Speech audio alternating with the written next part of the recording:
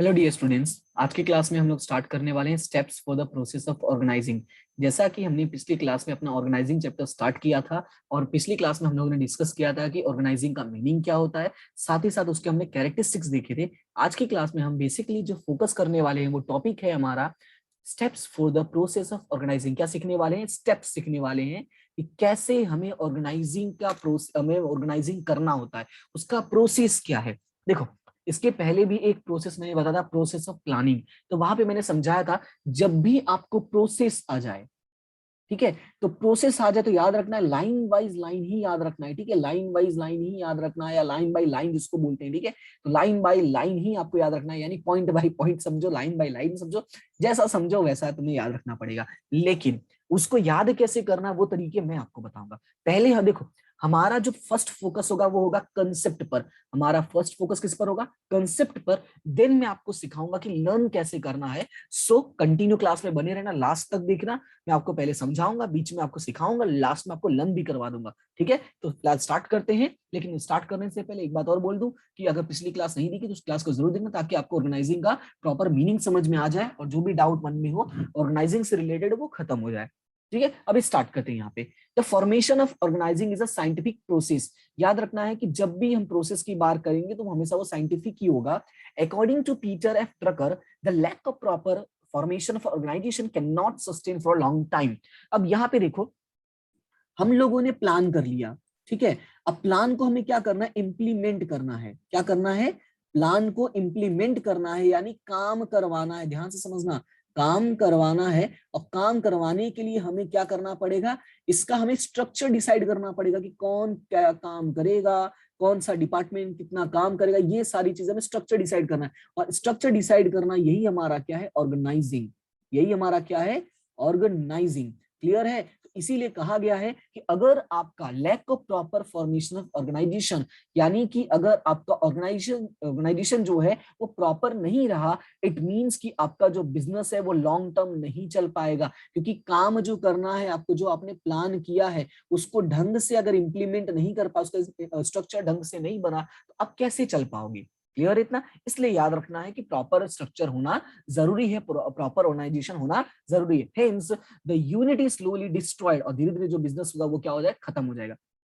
It is through ensuring proper steps of the formation of organizing that the functional relations are established in a proper manner, which should be done properly. तो हमें यहाँ पे समझना है कैसे क्या करना है। तो उसके लिए सबसे पहले हम समझते हैं, नंबर वन पॉइंट है, नंबर वन है क्लैरिफिकेशन ऑफ ऑब्जेक्टिव। सबसे पहला काम हमें क्या करना है कि हमारे बिजनेस का जो ऑब्जेक्टिव्स है वो हमें क्या करना है? क्लियरिफाई करना है। हमें समझना है कि हमारे बिजनेस का ऑब्जेक्ट क्या है, हम क्यों काम कर रहे हैं। ठीक है, before formation of organizational structure it is necessary to have a clearly defined goals and proper understanding. तो याद रखना है बिफोर फॉर्मेशन, तो ये वर्ड याद रखना है, before formation necessary to have a clear defined goals. याद रखना है कि हम काम शुरू करें, ऑर्गेनाइजिंग का काम शुरू करें, उसके पहले हमें जो याद रखना है वो याद क्या रखना है कि नेसेसरी है। क्या नेसेसरी है? To have a clearly defined goal. क्या गोल है बिजनेस का वो हमें क्लियरली पता होना चाहिए। The main in the sub goal should be properly interpreted and on the basis of which organises form. हमने पिछली क्लास में रीड किया था कि गोल ओरिएंटेड एक्टिविटी है, जिसमें हमने पढ़ा था मेन गोल होता है, डिपार्टमेंटल गोल होता है, फिर सब गोल्स होता है। तो हमें क्या करना है? जो मेन गोल है, सब गोल्स है, उनको क्या करना है? प्रॉपरली इंटरप्रेट करना है, समझना है कि क्या है कैसा है, और उसी के बेस पे ऑर्गेनाइजेशन को प्रिपेयर करना है। Hence, the establishment of proper goals and with a proper clarity is the first step towards the proper organizing. That's why बोल दिया कि भाई पहला ही काम हमारा क्या है? Establishment of proper goals. तो यही तक मेन है आपका, ठीक है, कि before formation of organization necessary to have a clearly defined goals, और जो हमारे मेन गोल्स है, सब गोल्स है, उनको प्रॉपर इंटरप्रेट करना है, सो दैट हम इसी के बेस पे एक अच्छा ऑर्गेनाइजेशन बना पाए। क्लियर है? हमारा सेकंड काम है लिस्ट ऑफ फंक्शंस। ध्यान से सुनना, हमने क्या किया? अपने बिजनेस का गोल डिसाइड कर लिया। अब गोल में हमें क्या क्या करना पड़ेगा, यानी उस गोल को अचीव करने के लिए हमें क्या क्या काम करना पड़ेगा। ठीक है, क्या क्या काम करना पड़ेगा। मैं ये इसलिए आपको लिखते जा रहा हूँ ताकि आपको याद करने के तरीके भी समझ में आ जाए कि जब आपको कुछ लर्न करना होता है तो आपको दिमाग में स्टोरीज बनानी होती है।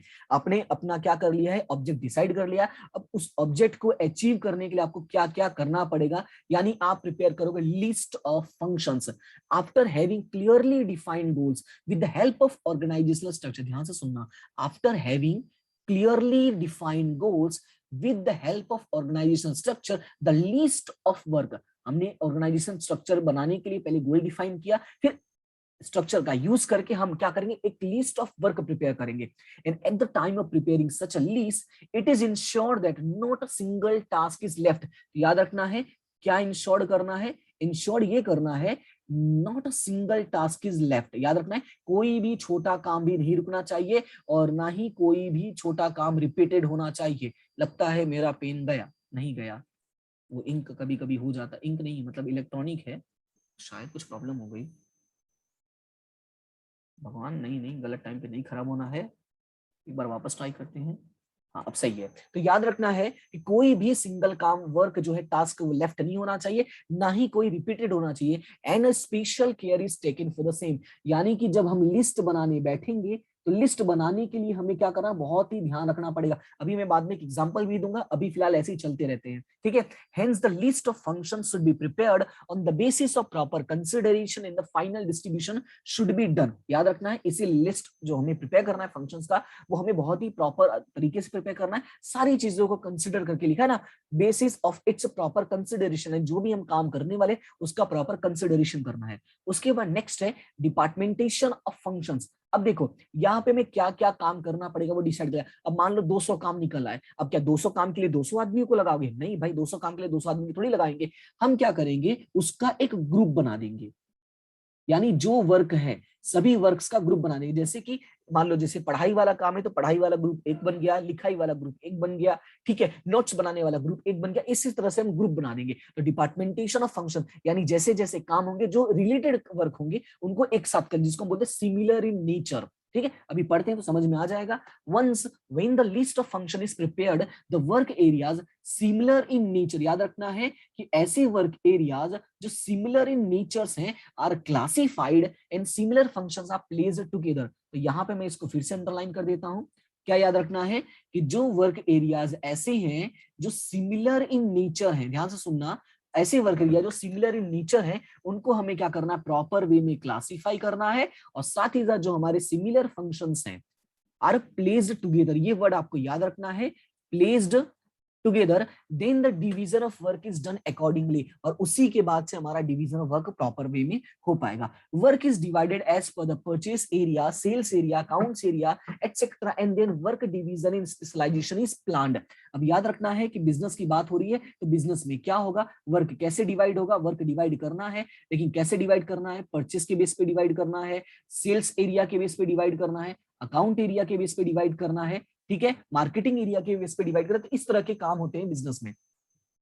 The division is planned according to the nature of unit, geographical area, work area। अब आपको कुछ इसमें लॉजिक दिया है कि अगर देखो हर जगह के अलग अलग हो सकता है, इसलिए यहाँ पे एग्जांपल्स के तौर पे दिया है। The division is plan according to nature of unit, यानी बिजनेस का काम कैसा है, यूनिट कैसा, उसके बेस पे, जियोग्राफिकल एरिया कैसा है, कहाँ काम कर रहे हैं, कंपनी का वर्क एरिया कैसा है, उसके बेस पर डिसाइड होता है। एग्जाम्पल एक दिया भी है, the division of business unit selling products in the entire country, तब जोन वाइज कर देगा, zone wise of division of selling as per south, east, west, north. तो इस तरह से डिवाइड हो जाएगा। जैसे मैं आपको एग्जांपल दूं, एक आईसीएआई करके कमिटी है, ठीक है, आईसीएआई जो बेसिकली चार्टर्ड अकाउंटेंट की एग्जाम्स को लेकर प्रिपरेशन करवाती है या एग्जाम कंडक्ट करवाती है। तो वो क्या करते हैं, उन्होंने अपने जोन्स को डिवाइड किया है, ठीक है, साउथ, ईस्ट, वेस्ट, नॉर्थ में ऐसे डिवाइड किया है, क्योंकि वो सब जगह तो नहीं जा सकते हैं, लेकिन उनका काम जो है वो डिवाइड हो चुका है, काम कैसे करना है उस काम के बेसिस पे उन्होंने जोन्स बना दिए हैं।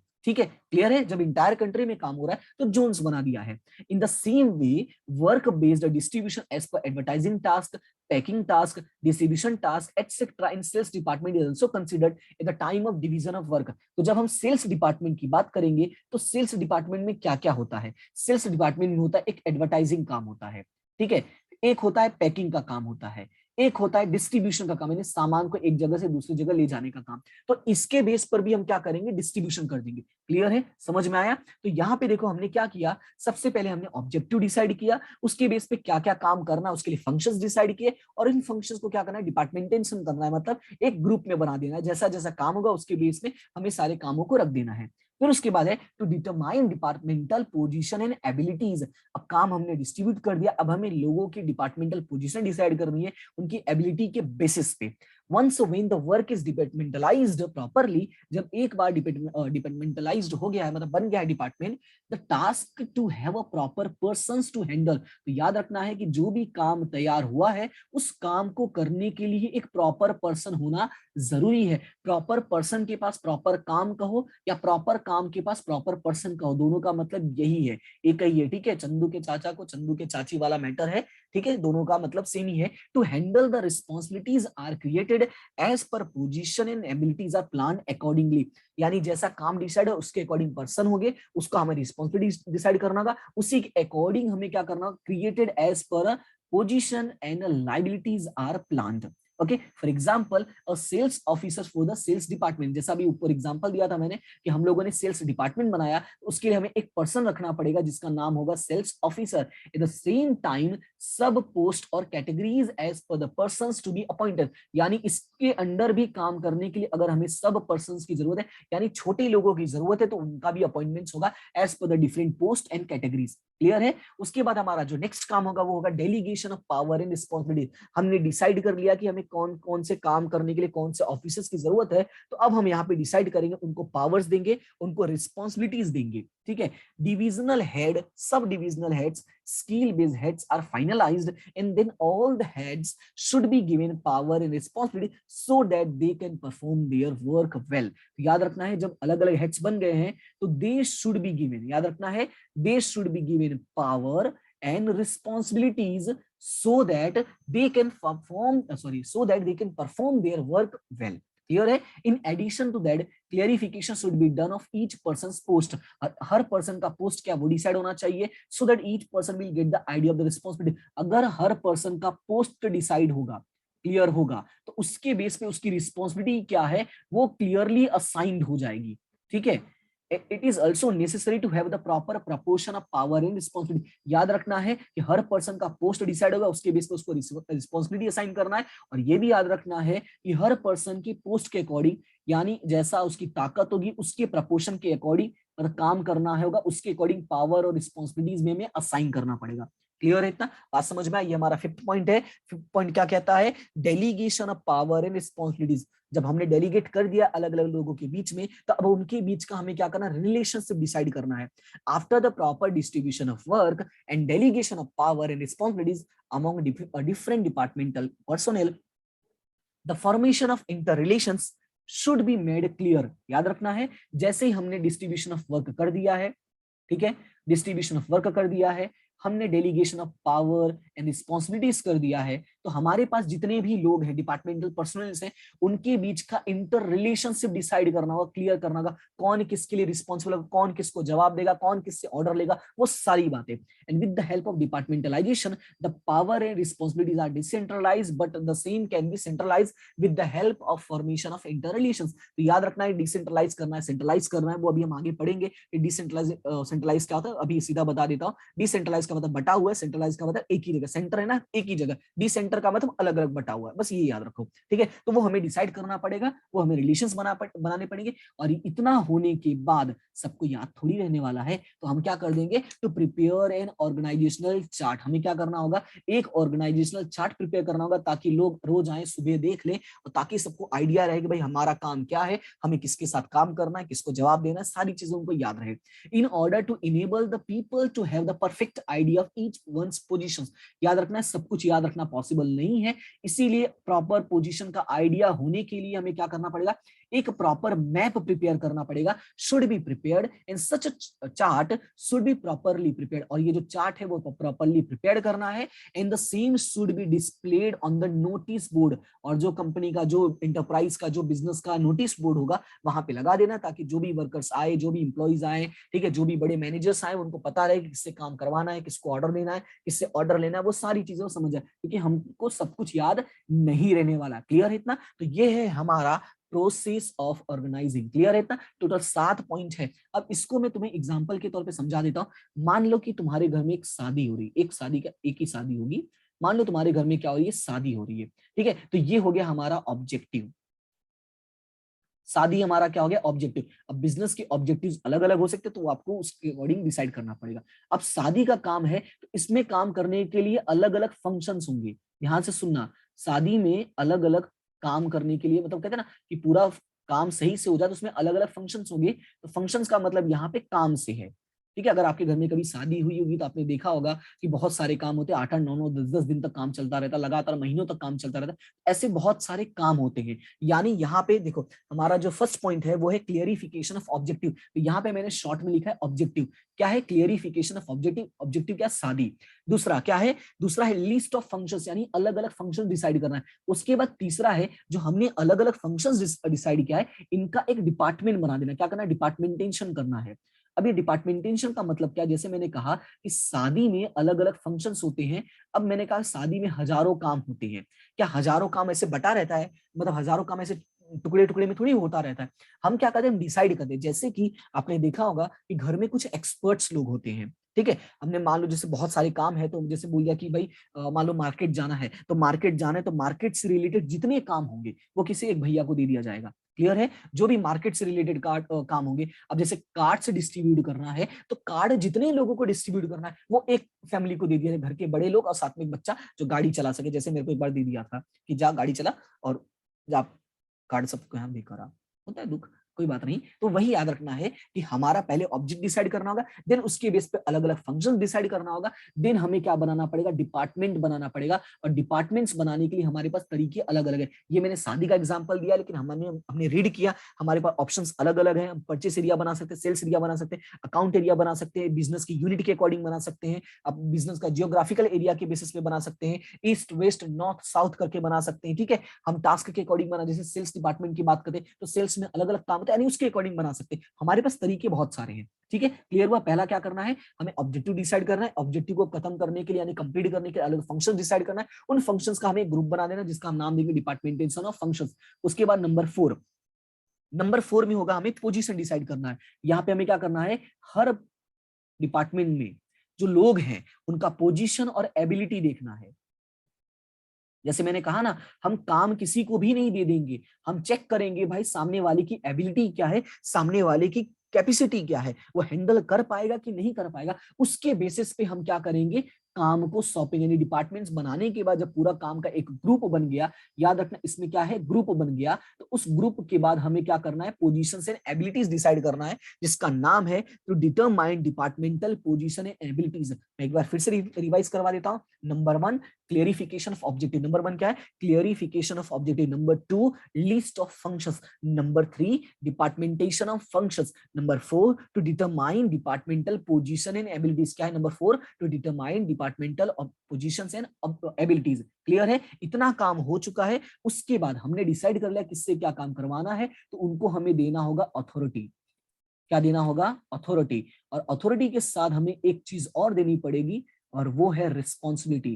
काम दे दिया, जाओ शादी का कार्ड बांटो, ऐसे करो, मार्केट से खरीदी करो। अथॉरिटी हमने दे दिया, लेकिन रिस्पॉन्सिबिलिटी भी देनी है कि बिना कार्ड दिए वापस मत आना, ठीक है। बिना सामान खरीदे वापस मत आना, सामान महंगा मत लेना, अच्छी दुकान से लेना, अच्छा सामान लेना। ये हो गई रिस्पॉन्सिबिलिटी। अथॉरिटी दिया ना, ये ले पैसा जितने का आए उतना लेना, लेकिन ढंग का सामान लेकर आना और टाइम पर आ जाना, सही सामान लेकर आना। ये हो गया रिस्पॉन्सिबिलिटी। शादी है ना भाई, जरूरी होना, सब कुछ अच्छे से होना चाहिए। तो पहला काम क्या? Clarification of objective. दूसरा क्या? List of function. तीसरा है डिपार्टमेंटेशन ऑफ फंक्शन। चौथा है to determine departmental position and abilities. फिर उसके बाद हमें क्या करना है? पोजीशन एंड एबिलिटीज के बाद हमें अथॉरिटीज एंड रिस्पॉन्सिबिलिटी करना है, यानी delegation of power and responsibility. यानी अथॉरिटी जो मैंने लिखा है, यहाँ पे याद रखना है कि यहाँ पे पावर की बात हो रही है, ठीक है। हमारी बुक में पावर लिखा है, तो मैं आपको पावर लिख देता हूँ।